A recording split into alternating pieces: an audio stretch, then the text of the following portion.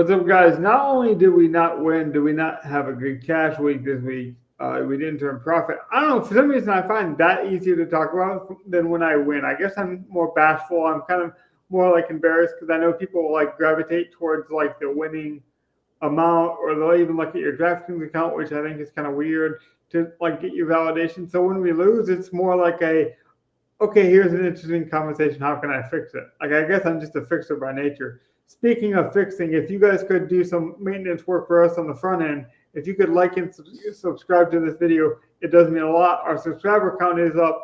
And while we are low in subscriber counts and things like that, it allows me to organically interact with the community. So I've been able to, while we're small, to react to every comment. So if you have a stack, if you have a question, if you want to just make fun of us, that happens plenty in our comment section as well. So we don't mind the hate watchers, truly. I really don't. If whatever reason you want to hate on the show or love it, give us the feedback in the comments. It's greatly appreciated either way.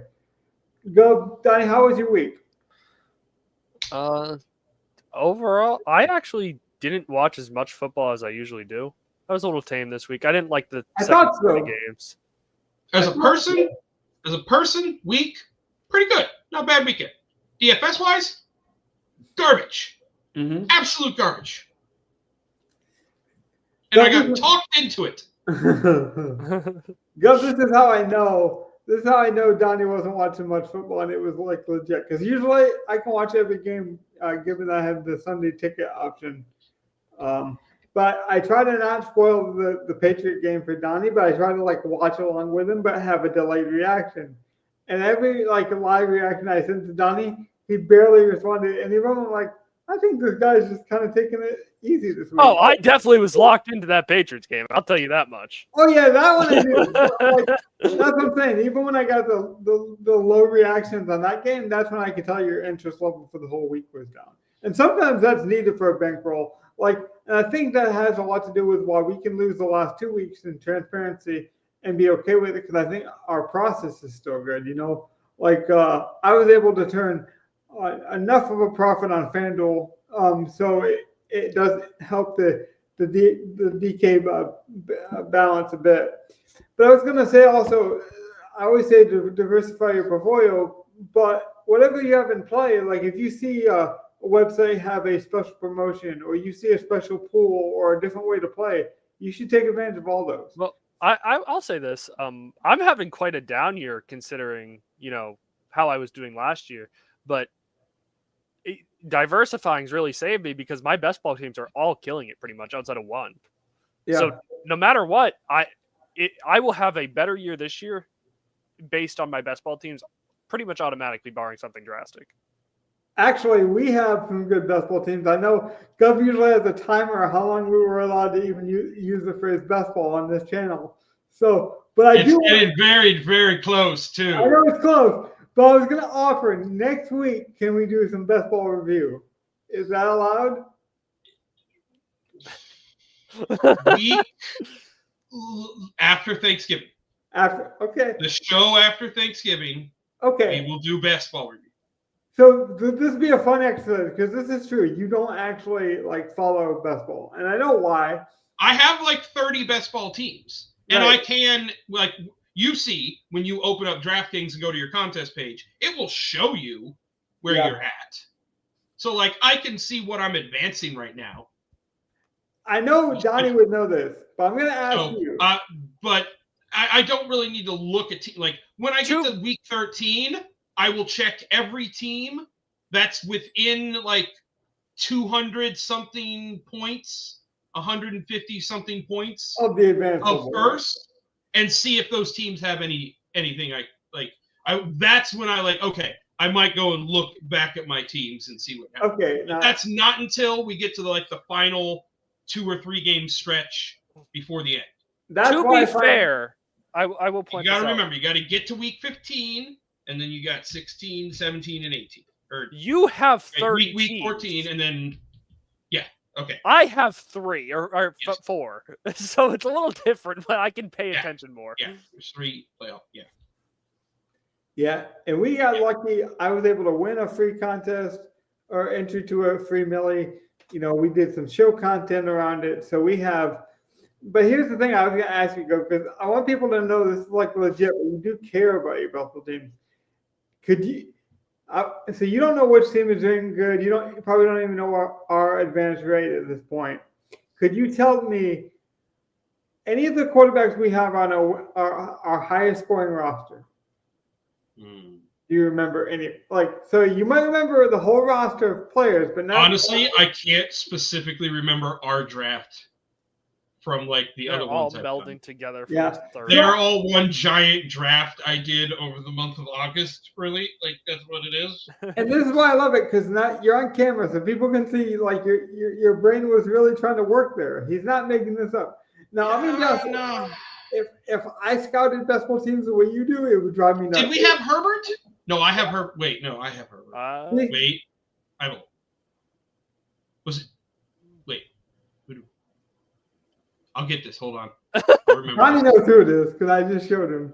Because see, that's the thing is maybe we should start streaming these, Donnie, because me and you geek over basketball a lot, and that's my point. Was if I was going to do 30 teams like Gov has, I'd have to do the same thing. I would have to follow them. Oh no. That's too much time. No. You're saying you'd have to do what I do and just be like, I don't know. No, I'll just see which ones I can go if you clicked right now on your DraftKings contest page, like you would normally do if we were going to build a lineup. Yeah.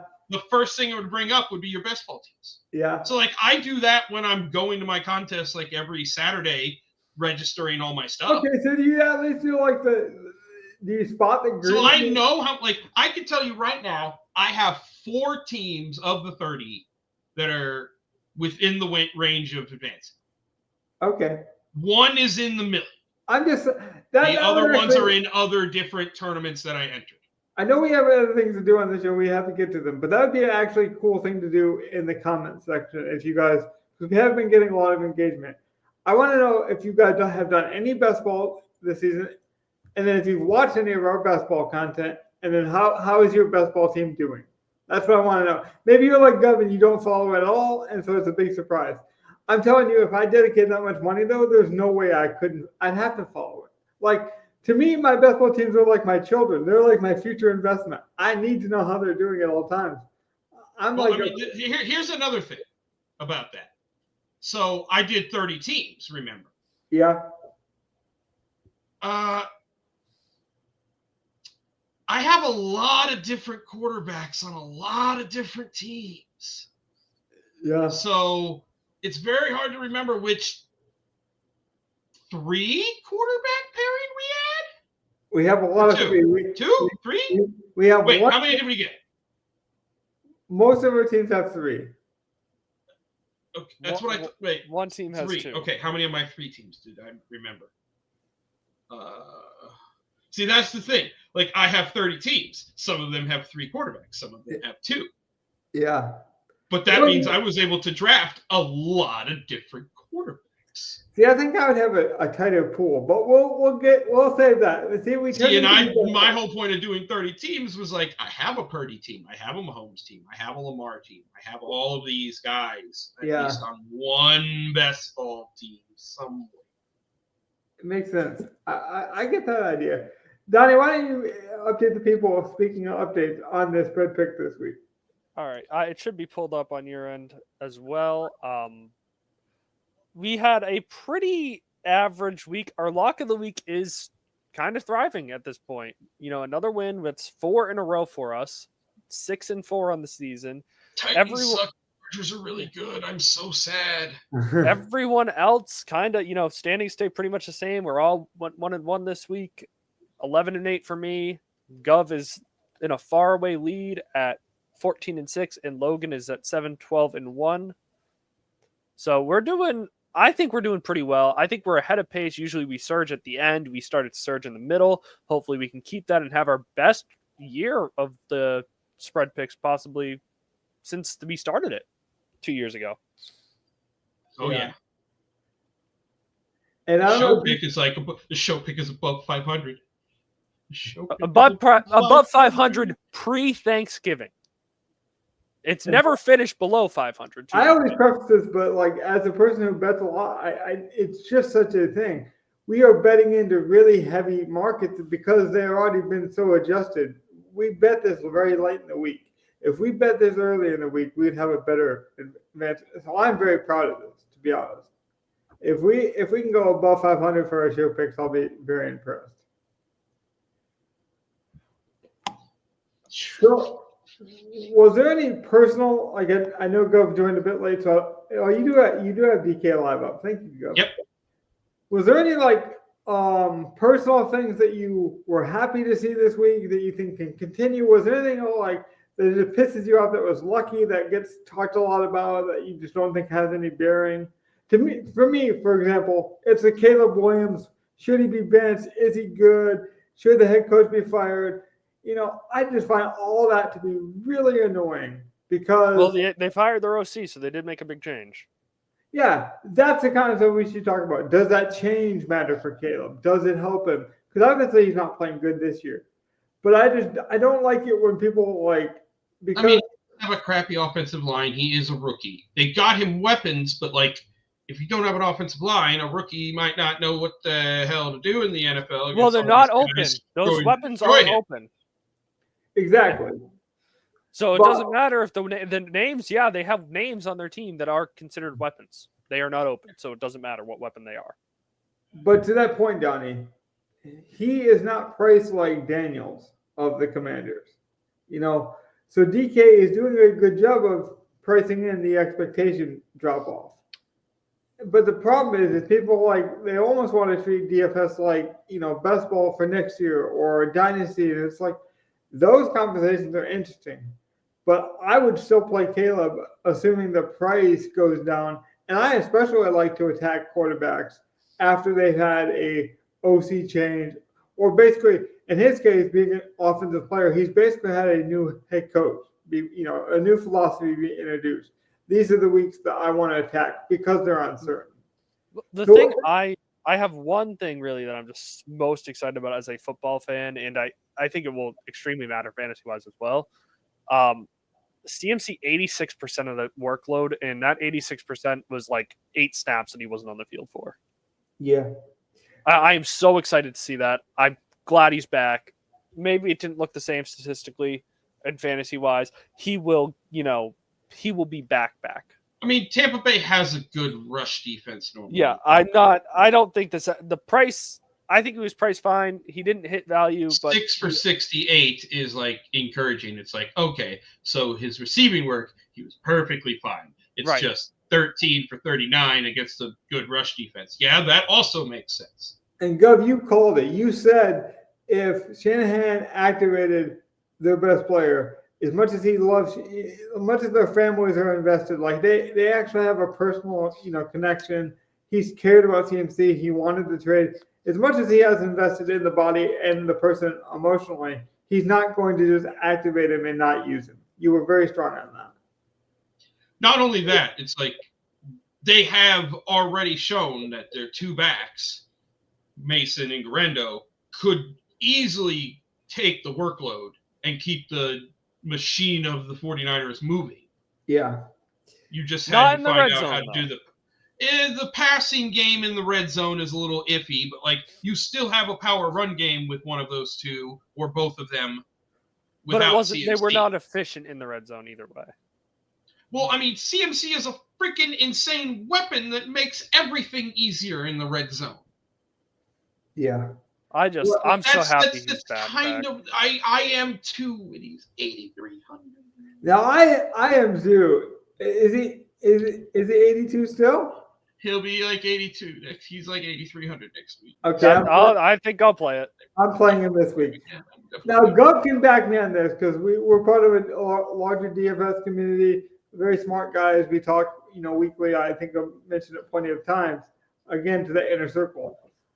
I told them to their face, I was pretty bold on it. I wanted CMC to do well. I didn't believe in it. I thought that he was the worst player on the slate because I thought there was no way he was going to get all the workload. I basically thought that price was too high. It wasn't. It was a workhorse price, and there was no way he was going to get the work to execute it. And I was dead wrong. Funny enough, I had the money because I played guys like CMC or guys like Saquon Barkley who just didn't get there because the Giants wouldn't push the Eagles at all.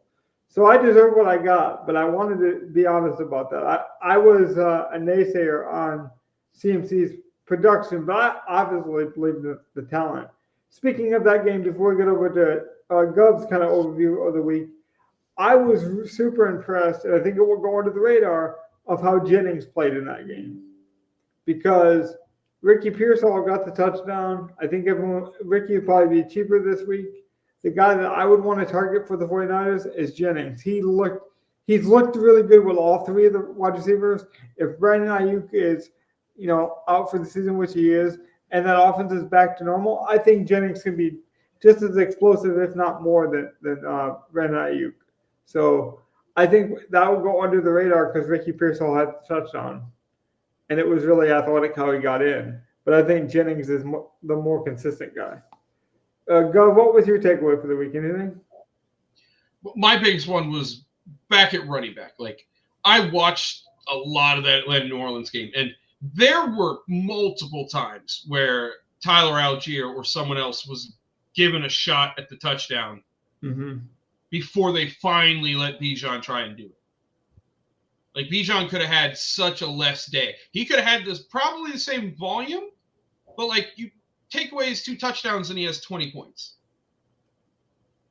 And he could have lost both of those. Well, no, one was he could have lost one of them, where, like, they tried to give Algier the ball 3 times and he couldn't get in. And then they gave it to Bijan and he got it. That's a better point to my CMC point. That's exactly why I didn't play CMC this week. I just thought Mason was going to be more involved. So for all the people that might. But we also know, like, Shanahan likes to use one back when he can. Right. He really does.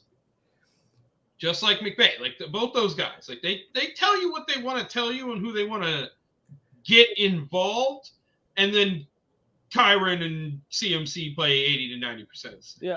I'm a little shocked though, because Mason's been playing so well if you're bringing CMC back post trade deadline and everything, or pre-trade deadline, I'm just surprised you don't move off Mason, because there's got to be value there. I'm sorry.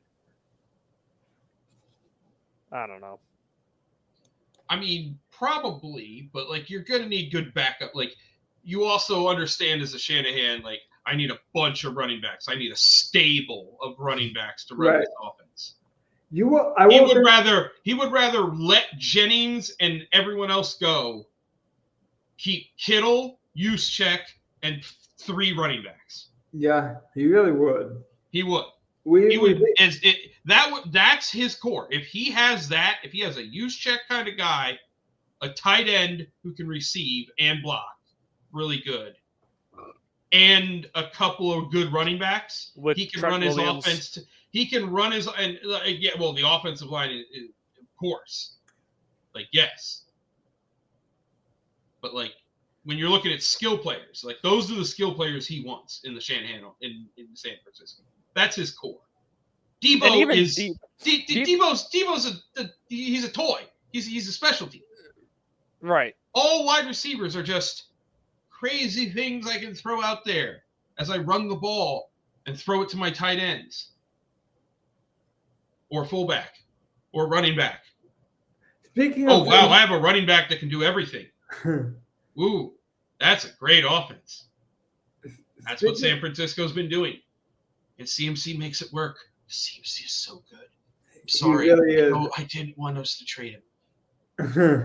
I kind of want him to win a ring with San Francisco and then come back to Carolina. Like, well, I will say, while we're talking about silly Carolina and running backs, I can't believe they paid Chuba. I know he's played well, but did you see the contract? Yes. I don't. Is there special details I don't know about? I think it's like, where I didn't think it was a horrible. I was about to say I didn't think it was a horrible contract. I think it's we're not overpaying for this one, but we've locked up a good one for a few extra years. I'm not going to middle. I think it's a good contract. I think just like David Montgomery and Gibbs can be efficient in the same offense, I think you got to get weapons on the field. Fuck all this positional shit. Like, I'm going to say right now, I think it's pretty clear that Jonathan Brooks is basically not going to be good this year. That could be we got him. He's going to take this year off to rehab.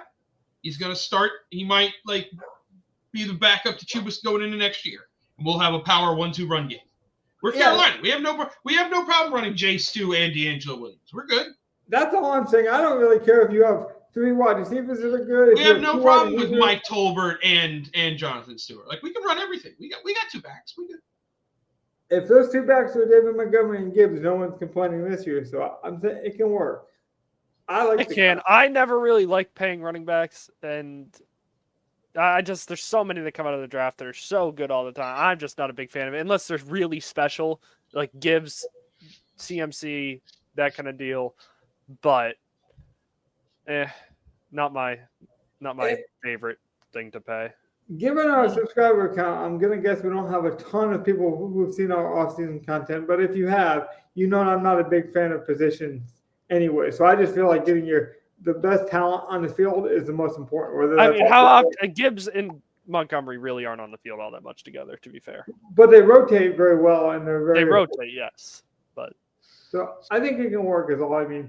Speaking of things that could have worked that just didn't, I feel like this lineup, for as many snowflakes that it had in it, had some obvious glaring mistakes. One being on my end, I put it in the single entry instead of the 3 entry max to make it easier on myself, but we'll get through that point. The epitome of my day is sitting right in the middle of this lineup. But I watched the whole thing that killed a lot of my lineups is sitting right there. Oh, and the other thing that killed a lot of my lineups is sitting right there in the flex.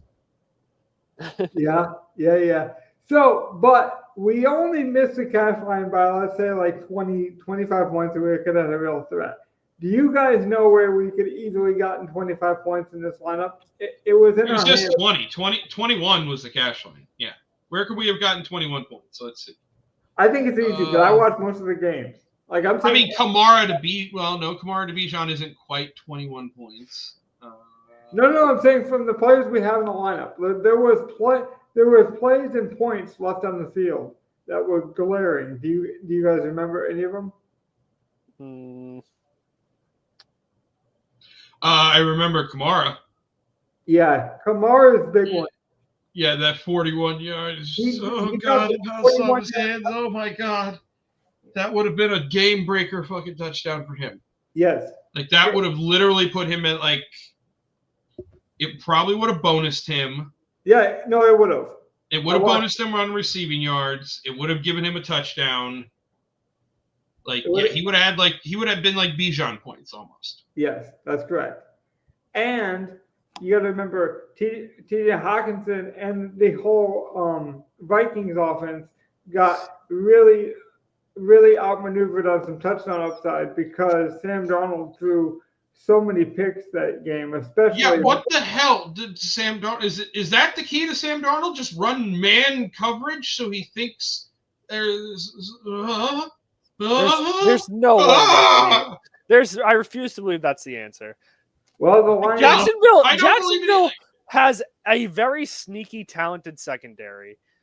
I mean, bullshit. Not from what I've seen this year. There's talented players on. No, Jacksonville's a talented roster. They just don't do anything with any of their talent. I agree with that. Okay, Jacksonville does kind of suck like that, yes. Which is another reason I hate this lineup because, as you can see with 10% of the field and with other players and other lineups, I can't believe I got suckered into playing any Jets. I'm so fucking stupid. Oh, yeah. Yeah, the Jets, I was just going to say the Jets was a bad process play. Any Jet. I played Garrett Wilson and Breece Hall in lineups. I did not play Devontae Adams. But none of them did anything. As soon as that 4 o'clock game started, I'm like, oh, this was not a good. I had lineups that, they didn't do well, but it looked like no one other than MVS and Bijan did well in the morning. So it's if you didn't have those two, no one else had 15. So it's okay. I think we can get by. If Kamara catches that 41-yard bomb, though, for that touchdown, and then T.J. Hawkinson, who was targeted in that red zone right before the pick on one of those plays, if who knows? But great volume for him, though. I'll give him that. Like 8 for 72, like, and he missed the touchdown because of an interception. Like that's good moving forward, but that's bad play this week. Somehow Sam Darnold got figured out in Jacksonville. Although maybe it was just Sam Darnold in the heat in Jacksonville. It was hot and humid that day. Could be. We were right about Josh Allen's rushing, though. I remember liking to play him with one of the cheap wide receivers because we thought he'd rush more. He did. And we picked the right cheap wide receiver in Mac Hollins. So that's what hurts the most is we got a lot right, but you really can't take too many zeros in your lineup. And we took one with Parker Washington, who was on the field, by the way. It was like we can't even blame him on an injury or just like, that was just Mac Jones didn't target Parker Washington. Oh, well. See, this is what I mean. Yeah. You can tell where your best ball teams are. Oh, I can tell. Okay, now if we go to the 3-3 max, we should see them all. So this was not ours, right? No, I don't think we played Mahomes. No. I don't remember playing McMillan either. This wasn't ours either. This was the worst lineup I had all week. I was hoping this wasn't our show lineup, and guess what? It's the Mac. It's the Mac Daddy. The Mac-Ola, the Sisola, the H-Ola. I played a Mac Jones lineup myself. I was telling Donnie, and I'll get Donnie. I literally was like, you know what? What am I going to do for my third lineup? Because I didn't really see anything great. And instead of going the chalky route of just playing a Purdy lineup. But Donnie, I told you, of all the snowflakes in this lineup, Mac Jones was not one of them. So that proves to you the cheap quarterback only needs about 8 or 9 points, and he will not snowflake. But we got everything. But you have this year not so much because we haven't had many quarterbacks ceiling like 40 points. You got a couple of them, but that's really not happened this year. And if that's the case, then playing the cheap quarterback is the way to go. But if it's a week where there's a quarterback that hits 40 and you played the cheap guy, it's not going to be pretty. Sam Darnold had so many interceptions, and 90% of the interceptions he had were targeting Jefferson. I mentioned the one that he had to Hockenson, but he was targeting mostly Jefferson, and still Jefferson had 9 points. Well, when he's that praised, you can't take 9 points from a guy who's almost 9,000. Yeah, and I will say, it wasn't on my bingo card. If I had to bet from what I saw watching the game, this was Hunter Henry's lowest target game throughout the whole year.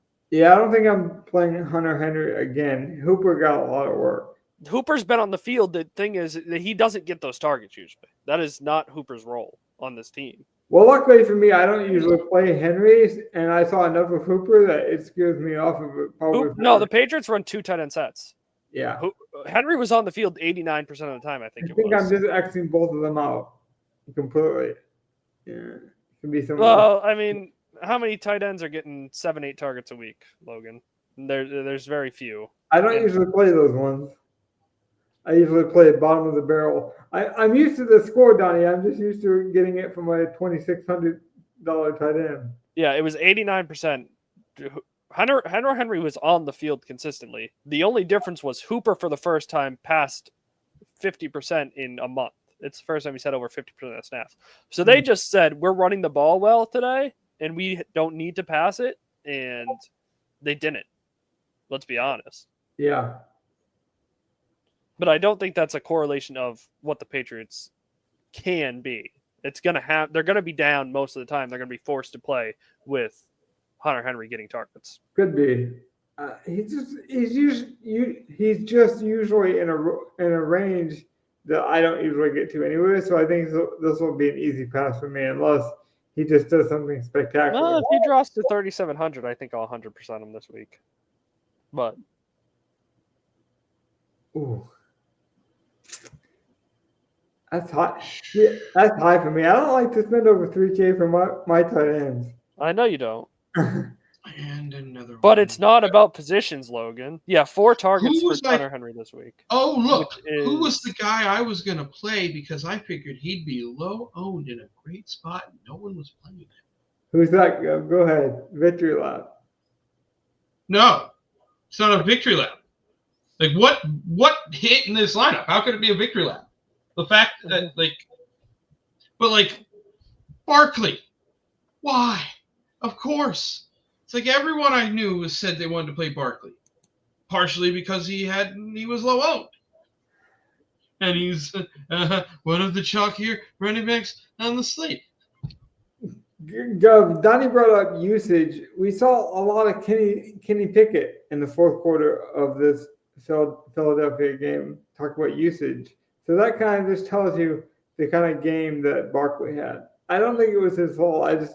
I think the Cowboys rolled over.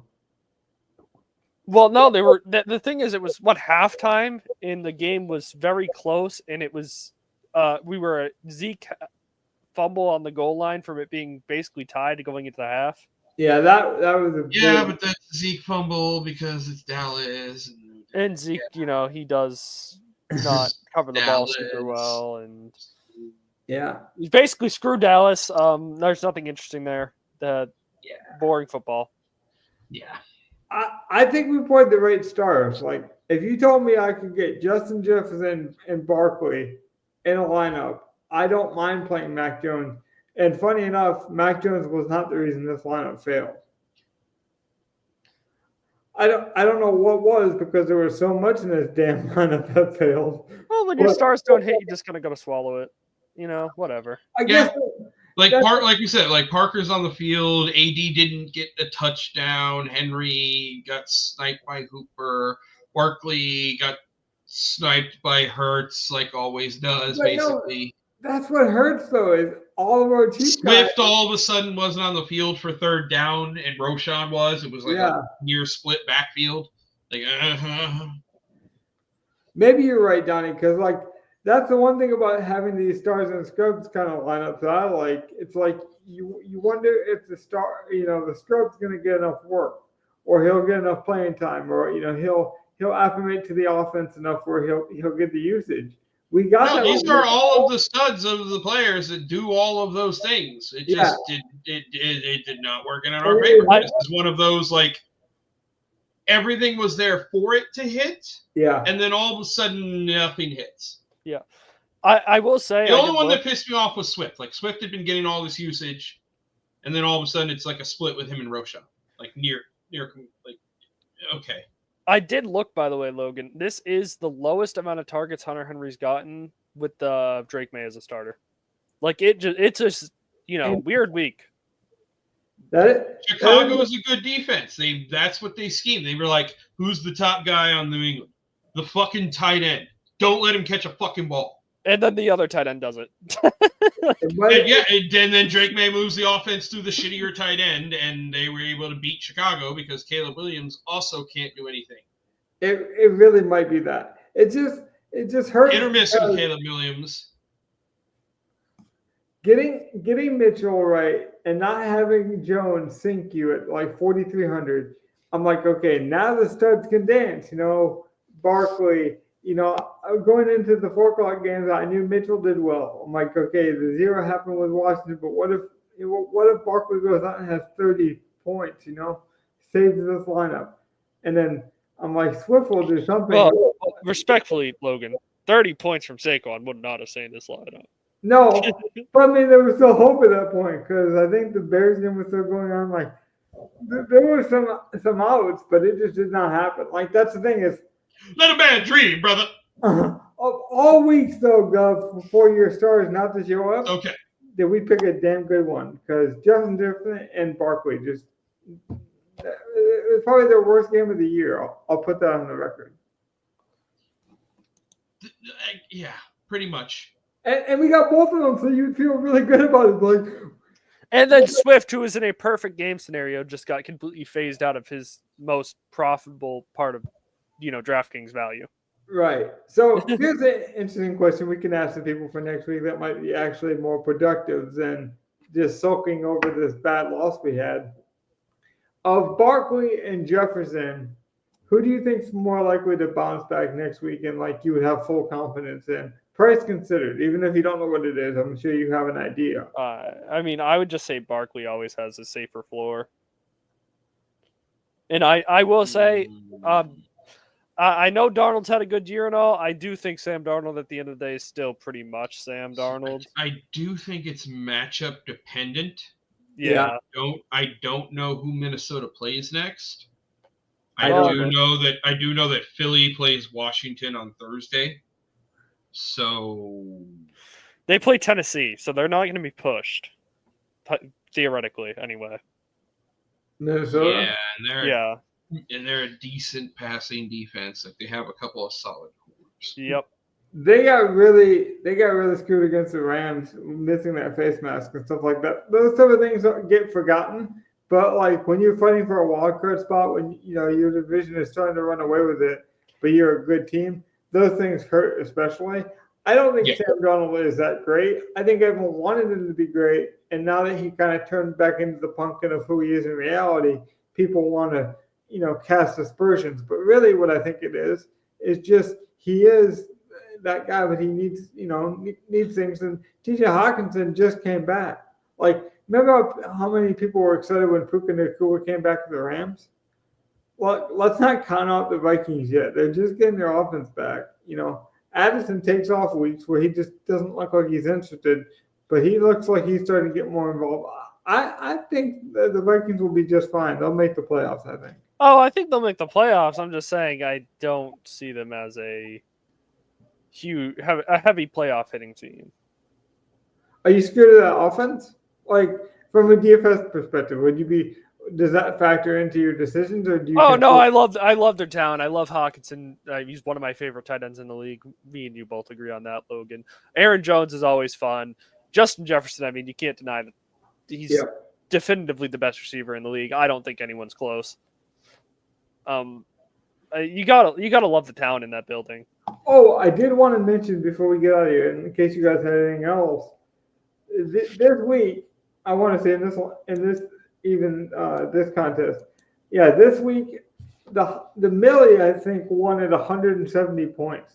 This was the lowest scoring week for winners of basically any contest. Like 170. The guy had a snowflake in the winning lineup. There was only and a mid-price snowflake. A mid-price snowflake. Oh, yeah, right. We didn't need Saquon because Jalen Hurts runs one in. He throws two. The defense is just monstrous. I think this is an interesting conversation because we've seen some bad slates. Kittle. Me and Cover the experienced veterans, if you will, and Don's kind of new to it, so maybe you're not as. This is very rare for 170 points. Well, I've scored 160 points and only walked away with $1 before. That's true. I've scored that too, and I'm barely cash. Yeah. That's what I mean. So now I have that's why you gotta remember, like week to week, it doesn't matter. You just gotta try to build a good lineup. I thought we had a good lineup. Like, let's look at this one. Like, this is what won. Okay, a Purdy double with Otten bring back double tight end. Already right there, love that construction. A double tight end, double bring back. Like, that's going to get you different. You fade a chalky running back and just play a defense against a bad team with a backup quarterback. Makes sense. It's a pay up defense, but you were still able to jam in two of the higher priced, better play. Well, like Bijan and Jonathan Taylor. Now, I do want to talk about it because I texted Logan about it and it was so interesting to me. At halftime, Jonathan Taylor had about 100 yards rushing. No touchdowns. Yeah. I mean, what a disappointing week as a fantasy owner of Jonathan Taylor if you played him, because that really could have been 30-something points. It was still an amazing game. It's still an amazing game.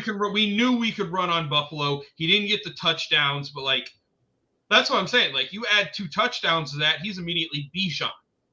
He immediately has the same thing as Bijan, basically. And Taylor's the guy you'd expect to score touchdowns more often than Bijan at this point. Yeah, and he left more than touchdowns on the field, Donnie. He also dropped 2 passes, or 2 passes were ruled uncatchable for him. He had 4 targets and only got 2 passes. The Purdy double, 2 pay-up running backs. And then he one-offed Cortland Sutton against Kansas City. 5%. That and the defense did it. Yeah, I mean the Sutton play, that talk about pulling something out of nowhere. Oh, he had a Mac Hollins, Jonathan Taylor mini. See, I love Mac Hollins. As soon as I found out Cooper was out, I even texted you guys. He left points on the board. He could have done the MVS mini over Mac Hollins and had more points. That's nonsense. That's it. It's nonsense. Why? I don't know why I'm Italian. I do want to say, I think it's so weird that I found out on Saturday that all of a sudden MVS is a Saint, had no idea he was even cut by Buffalo, and then he comes out and has probably the best game in 2 years for him. Oh yeah. That was very interesting to see. He's playing the deep threat Rashid Shaheed role that Derek Carr loved early in the season. It truly. Who else Tipton's not running downfield like that. They're not using Olave that way. They're trying to get Olave killed, running him into brick walls. Right. Tua's trying to get himself killed, running into his head. Yeah, getting kneed in the head as he's trying to tackle motherfuckers. Did you hear the quote by A-Chain? I did not, no. He's like, when he was asked why he's wearing the Guardian helmet this year, he was I didn't hear his quote.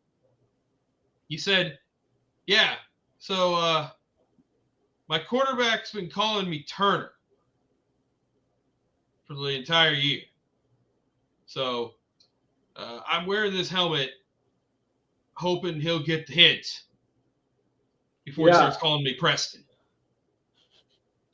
Wow. Oh, man. I know they've been begging him to wear one, honestly. Like, I know the teammates. I mean, to be fair, it's very overhyped about how much it protects you, but still. It doesn't even look that different. Like, literally, if everyone wore it, no one would notice. Yeah. That's the thing. That's the one thing I see. It's like, dude, if everyone had that helmet and we figured out a way to make it shiny like some of the other, like everyone else's helmet, like that's all I got to do. They got to figure out a way to make it shiny like everyone else's, and not like the matte that it looks. But other than the matte, like it doesn't look that much bigger or bulkier or anything. And if everyone had it, no one would notice. And even if it improves your likelihood of not getting concussion by even 1 or 2%, I think it's worth it. To that point, though, as a person who follows my DFS lineups pretty closely, I find them very helpful because very few people wear them. So if I know one of my players is wearing them, it's easy to find them on the field. So I'm a fan. I will. I mean, it should just be mandated. Honestly, let's be real. Like, just make everyone wear one. The 1%'s worth it. You make everyone wear one in practice. It's probably right. I think they're going that way. It's probably gonna. I think they need to test it out a little bit. So like this is like the year 1 of testing, but like year 3, year 4, it'll probably just be a thing. Gov, you brought up something. Give it a couple of years. You brought up something I really like about this lineup, and we played Bijan Robinson quite a few times this season. We're a fan of his talent. You know, Donnie obviously mentioned how he was tracking Jonathan Taylor because I know he's a fan of his talent. This guy did something very smart. He took the 2 chalky running backs in this range and was like, let me not drop down. They weren't even chalky. Like, Jonathan Taylor's not a chalky running back. Bijan was kind of chalky. He wasn't Swift or Barkley chalky, but, like, he was kind of chalky. But, like, Jonathan Taylor was a good pivot off of, like, the Alvin Kamara. That's what I mean. That's what I mean. He took a decently chalky running back and then took a really good pivot off the other high-priced chalky running back. Right around that range where he knew, you know, because you might be able to jam a Breece Hall with a Kamara. Yeah, Breece would have been a little chalkier too. Like the Breece Hall and Kamara were probably the 2 chalky plays. Right. He played the slightly less chalky plays off of those. But you get it in between the middle. While still playing the same like price range. He didn't go down to Swift. He didn't go down to someone else. Yeah, he didn't go up to CMC, so he didn't even go up. You know, but he's like, if I don't go up to CMC, if I play Brock Purdy, I'm going to be different. All right, we do have a comment, by the way. So let's get to that. Yeah, I hope it's not a season-long question. It's no, it is. It's a returning viewer, so I did want to get to it. I don't know if I really am interested in changing my process at this point. We're week 11? No, that's honestly, like, I can attest to this. Like, that's one of the things I did this week. Like, my third lineup, I didn't want to go with a chalky Purdy lineup, which is the wrong way thing to do. So what I did was I went through, and when I had my list of plays after listening to everyone and doing all my research, I thought, okay, I've got the 2 lineups that I like with the players that I want, even though there's not a lot of good spots. What is the next one? Like, who are the crappy plays I don't want to play? And so, like, I built a lineup with Mac Jones.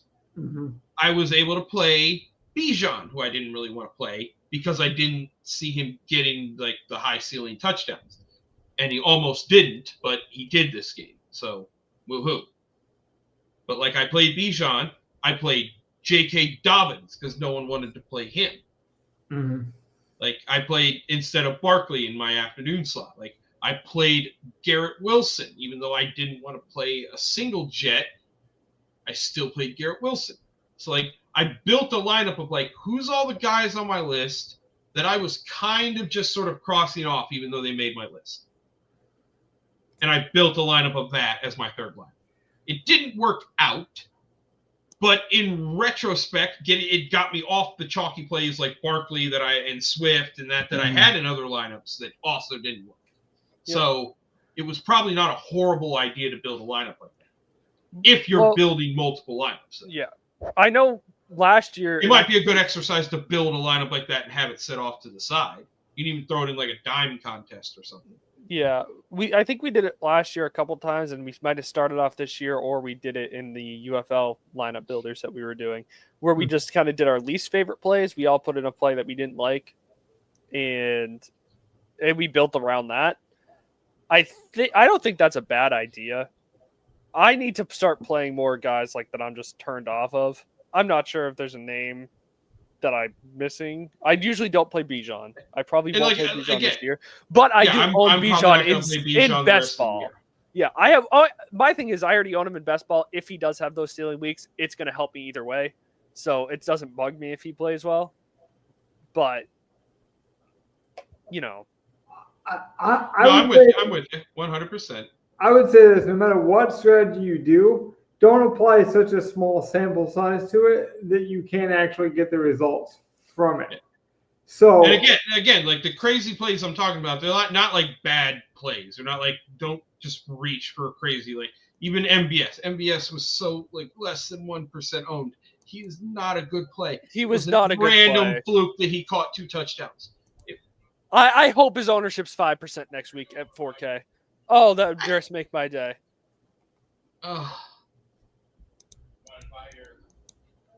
Like, obviously, this is just an idea, but this is not the way to do it. Be like, oh, these are cheap guys. Okay, now let me see what I can do because I hate all these guys here. So now let me see what I can do with this one. I wouldn't say that's a good strategy at all. But I do think you have to ask yourself, like Donnie was getting to, sometimes we are too narrative-based, or we want to believe something, or, Go, for example, he's a fan of the Panthers. So what if he was like, well, my dad's also a fan of the Panthers, or Uncle George is coming over next week, and I want to tell him that I won this contest, with Chuba Hubbard or Bryce Young. And so we can out-cute ourselves sometimes with our narratives. But I will say, the things that we enjoy, the teams that we know the best, stuff like that, that can actually be very valuable as well. So you just have to balance it out. Like, I know the Lions rotation better than a lot of people do. But if I'm biased about that, knowing that information, it doesn't help me. If I can be honest about like Dan Campbell's mistakes, like I like to target offenses against the Lions a lot because we go for it on 4th down. You know what happens when we don't get it on 4th down? The other team gets the ball with a good scoring opportunity with a shorter field usually. So that's part of the reason the Lions have such good high-scoring games, especially in the past, was because they were so risk-averse.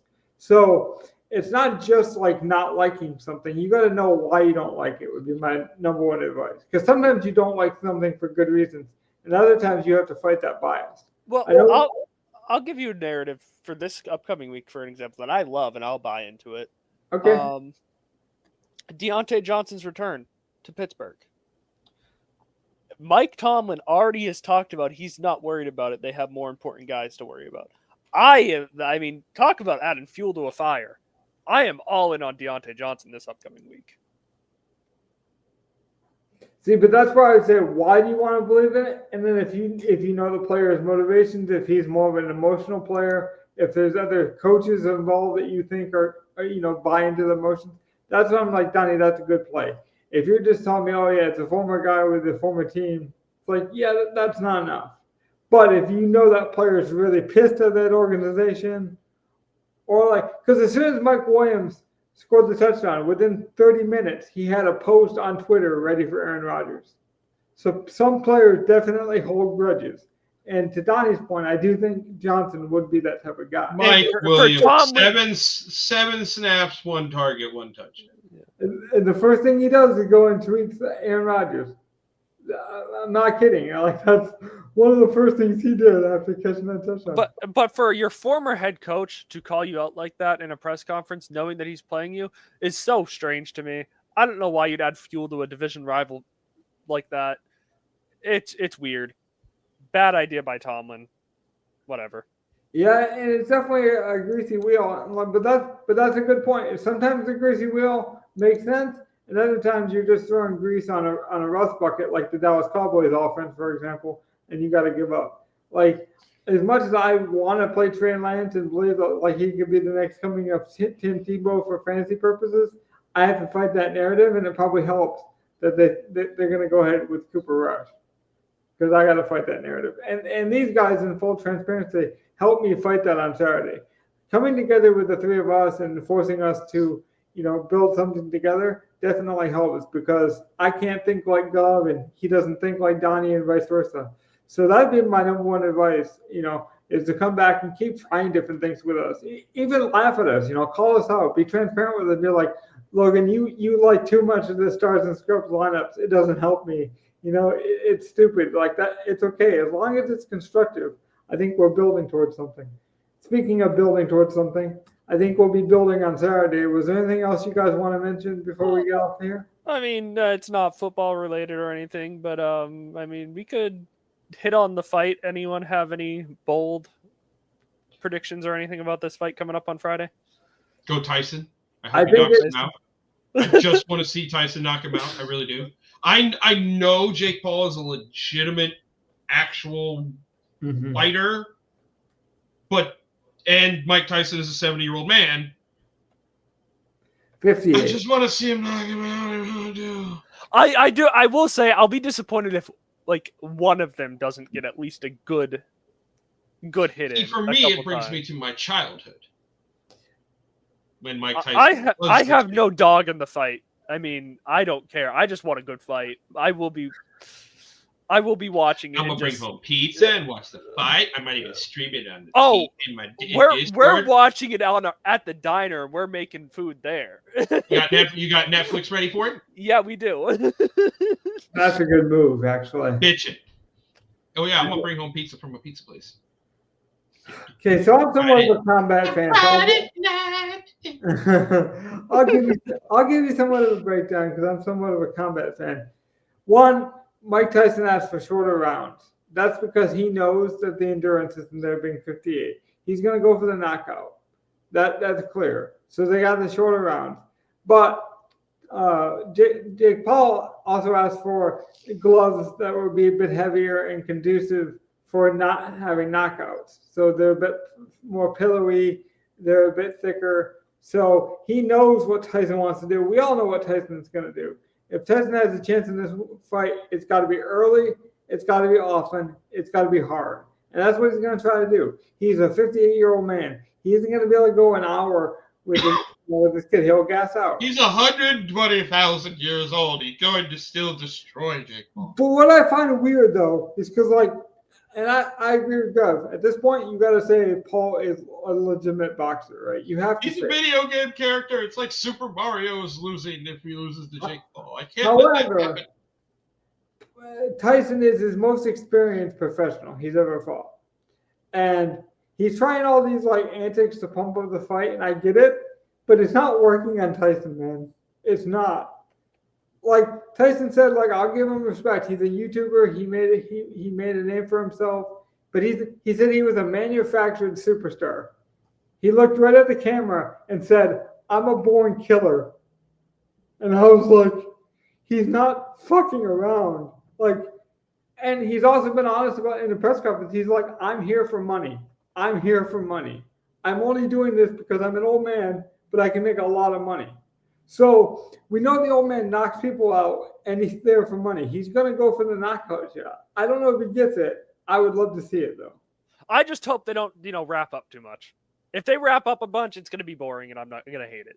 Paul's gonna try. That's a boxing match. That's You boxing, just gotta hope for the pow. Yeah, I mean that's what Paul does. Tyson have a real quick pow left in him? Yeah. It's not just a one punch for Jake Paul. He's a good enough fighter. You're gonna need a pow. You're gonna need that twofer.